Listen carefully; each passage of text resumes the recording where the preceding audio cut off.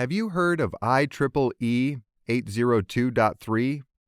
It has a long history and has to do with our topic today, Ethernet. Before we get started on today's video, if you love our videos, be sure to click the like button below. Then make sure to click subscribe and the little bell to receive notifications. Ethernet is a communication standard that was developed in the early 80s to network computers and other devices in a local environment, such as a home or a building. This local environment is defined as a LAN, or local area network, and it connects multiple devices so that they can create, store, and share information with others in the location. Ethernet is a wired system that started with using coaxial cable and has successfully progressed to now using twisted pair copper wiring and fiber optic wiring. Let's break for a trivia question. Who invented twisted pair wiring? Alexander Graham Bell invented twisted pair wiring in 1881. In 1983, Ethernet was standardized into the standard IEEE 802.3 by the Institute of Electrical and Electronic Engineers, or IEEE.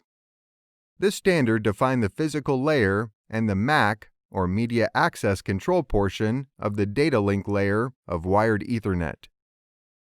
These two layers are defined as the first two layers in the OSI, or Open Systems Interconnection model. The physical layer consists of the following components: cabling and devices. First, let's take a look at Ethernet cabling. As stated previously, Ethernet cables come as coaxial cable, which is not very common except in older installations, twisted pair, and fiber optic. The most common cable is twisted pair cables, with the latest being Category 6 with speeds up to 1 gigabit per second, and Cat 6A and Cat 7 with speeds up to 10 gigabits per second. Category 5 and 5E cables are both still used in many existing applications, but handle the lower speeds between 10 megabits per second to 100 megabits per second, but are more susceptible to noise. The Ethernet twisted pair utilizes RJ45 8-pin connectors at either end of the cable that is pinned for transmitting and receiving data in either half or full duplex mode. Half duplex transmits data in one direction at a time, while full duplex allows data to be transmitted in both directions at the same time. Full duplex in Ethernet can be achieved by using two pairs of wires to allow data to travel both directions simultaneously.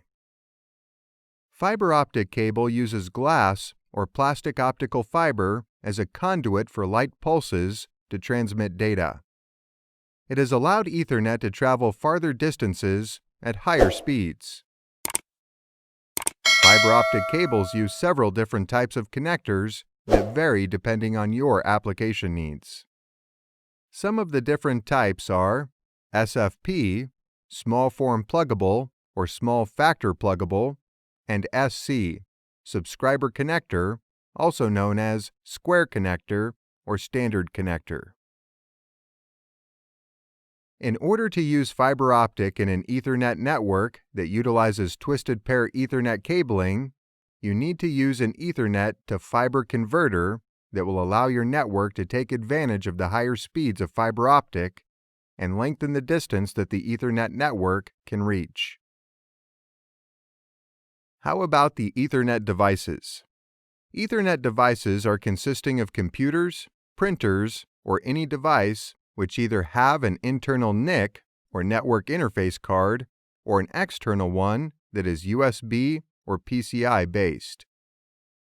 Switches and routers that act as the director of the network and connect multiple computers or even networks together to enable communication between all the different devices. Gateways and bridges are used to connect multiple Ethernet networks together and allow communication across them. Gateways connect two dissimilar networks together, while a bridge connects two similar networks together so that you can only see one network. Now that we have discussed the basic physical components of Ethernet, let's move into the second layer of the OSI model, the data link layer. The data link layer can be split into two sections: the logical link control, or LLC, and the media access control, or MAC. The logical link control establishes paths for data on the Ethernet to transmit between devices. The media access control uses hardware addresses that are assigned to network interface cards, or NIC, to identify a specific computer or device to show the source and destination of data transmissions. Ethernet transmits data packets in this data link layer by using an algorithm called CSMA-CD, or Carrier Sense Multiple Access with Collision Detection. CSMA-CD is used as a standard for Ethernet to reduce data collisions and increase successful data transmission.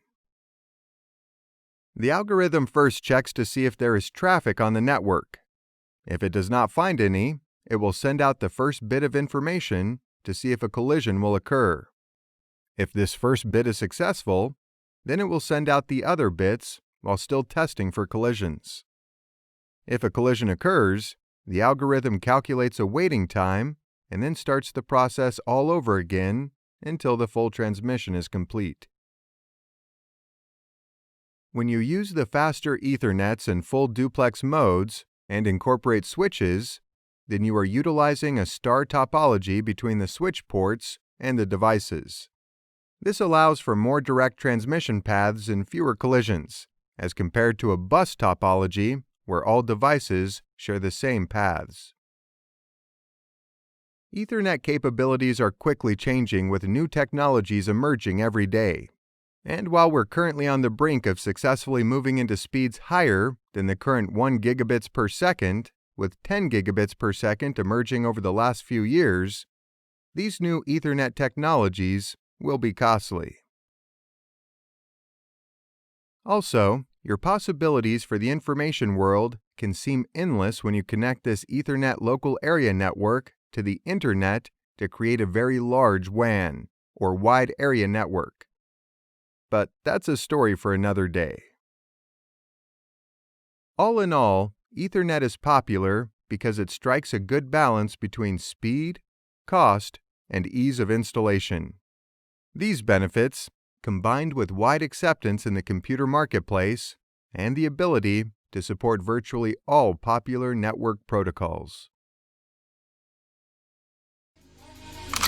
Can anybody out there hear me? Hear me?